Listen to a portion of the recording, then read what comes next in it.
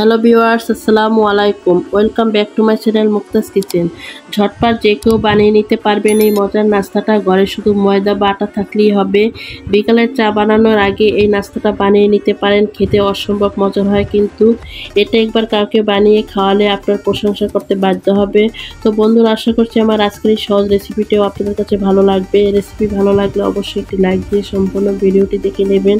তাহলে চলুন মজার এই নাস্তাটা কীভাবে বানাতে হয় সেটা আমরা দেখে নিই। প্রথমে একটা মিক্সিং বলে নিয়ে নিচ্ছি আমি 1.5 কাপ ময়দা। 1.5 কাপ ময়দা নিয়ে এখন এর ভিতরে দিয়ে দিচ্ছি আমি সামান্য লবণ। এখন এর ভিতরে দিয়ে দিচ্ছি আমি 2 টেবিল চামচ চিনি। তবে চিনিটা এখানে যদি আপনারা চান তাহলে আরও বাড়িয়ে দিতে পারেন।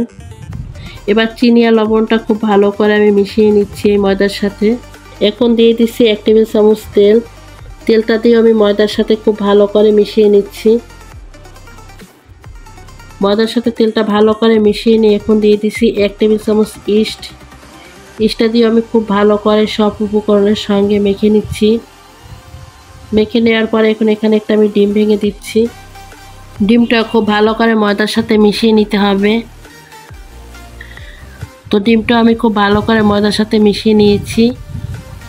এখন দিয়ে দিচ্ছি আমি কুসুম গরম পানি। তো পানিটা কিন্তু অবশ্যই কুসুম গরম দিতে হবে, ঠান্ডা পানি দিলে কিন্তু হবে না, যেহেতু এখানে আমি ইস্ট দিয়েছি তাই কুসুম গরম পানিটাই কিন্তু এখানে ব্যবহার করতে হবে। আর পানিটাও কিন্তু একেবারে দেওয়া যাবে না, অল্প অল্প করে দিতে হবে, দিয়ে হাত দিয়ে ভালো করে মিশিয়ে নিতে হবে।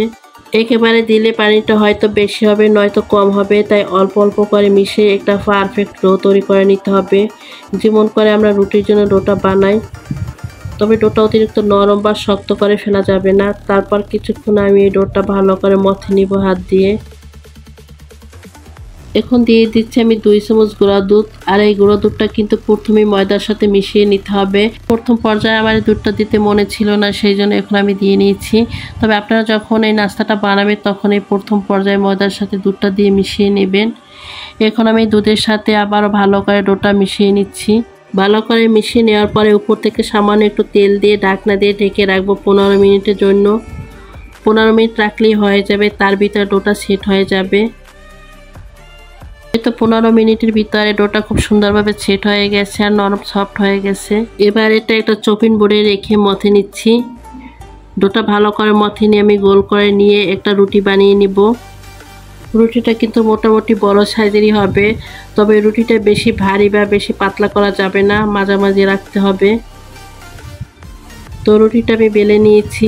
এখন উপর থেকে আমি সামান্য তেল ব্রাশ করে দিচ্ছি। উপর থেকে তেলটা ব্রাশ করে দেওয়ার পরে এখন উপর থেকে সামান্য আমি সাদা তেল দিয়ে দিচ্ছি। সাদা তেলটা দিয়ে দেওয়ার পরে এখন আমি চেরি ফল দিয়ে দিচ্ছি। আর এই চেরি ফলটা আমি কুচি কুচি করে কেটে নিয়েছি। এতে করে আপনার নাস্তাটা দেখতেও খুব ভালো লাগবে আর খেতেও ভালো লাগবে। চেরি ফল আর তিলটা দেওয়ার পরে উপর থেকে আমি বেলুনে দিয়ে একটু প্রেস করে সমান করে দিচ্ছি, যাতে এটা খুব ভালো করে সেট হয়ে যায়। এবারে রুটিটাকে আমি পিস পিস করে কেটে নিব। তো কেটে নেওয়ার আগে সামান্য ছুরি বা পিৎজা কাটার যেটা দিয়ে আপনারা কাটেন না কেন সামান্য একটু তেল মেখে নেবেন, এতে করে এই রুটিটা কাটতে সুবিধা হবে। এই তো এই নাস্তাগুলো আমি পিস পিস করে কেটে নিয়েছি। আর এই নাস্তাগুলো কিন্তু এখন এত ছোট দেখালেও ভাজার পর ফুলে ডাবল হয়ে যাবে। এগুলো এখন আমি ভেজে নিব। প্রথমে আমি একটা প্যানে পরিমাণ মতো তেল গরম করে নিয়েছি। তেলটা অতিরিক্ত গরমে নাস্তাগুলো দেওয়া যাবে না, হালকা গরম থাকা অবস্থাতে নাস্তাগুলো দিতে হবে। আমি নাস্তাগুলো দিয়ে দিয়েছি।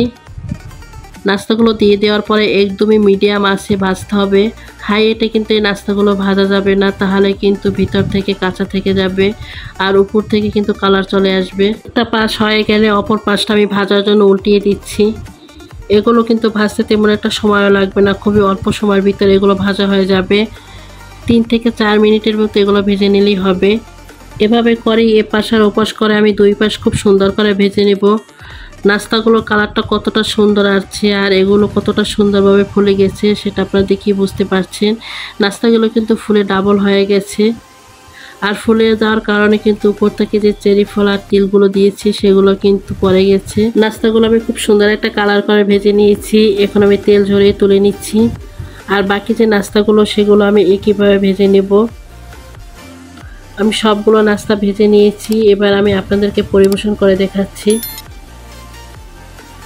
এখন এটার বাইরের লুকটা তো দেখছেন, এখন এর ভিতরের লুকটা আমি দেখিয়ে দিচ্ছি। তো এটার ভিতরটাও কতটা সুন্দর দারুণভাবে হয়েছে আর কতটা নরম সফট হয়েছে সেটা আপনারা দেখেই বুঝতে পারছেন। এই নাস্তাটা কিন্তু বিকালের চায়ের সাথে একেবারে জমে যাবে। বিকালের চা বানানোর আগে এই নাস্তাটা আপনারা বানিয়ে নিতে পারেন ঝটপট, এটা খেতে কিন্তু খুবই দারুণ লাগে। তো বন্ধুরা, আমার আজকের এই ঝটপট নাস্তা রেসিপিটি আপনাদের কাছে কেমন লেগেছে সেটা অবশ্যই আমাকে কমেন্ট করে জানাবেন। আর আমার এই রেসিপিটির কোনো অংশ যদি আপনাদের কাছে এতটুকু ভালো লেগে থাকে তাহলে অবশ্যই লাইক শেয়ার করে দিবেন। আর নতুন বন্ধুরা যদি এখন আমার এই চ্যানেলটি সাবস্ক্রাইব করে না থাকেন অবশ্যই সাবস্ক্রাইব করে আমার পাশেই থেকে যাবেন।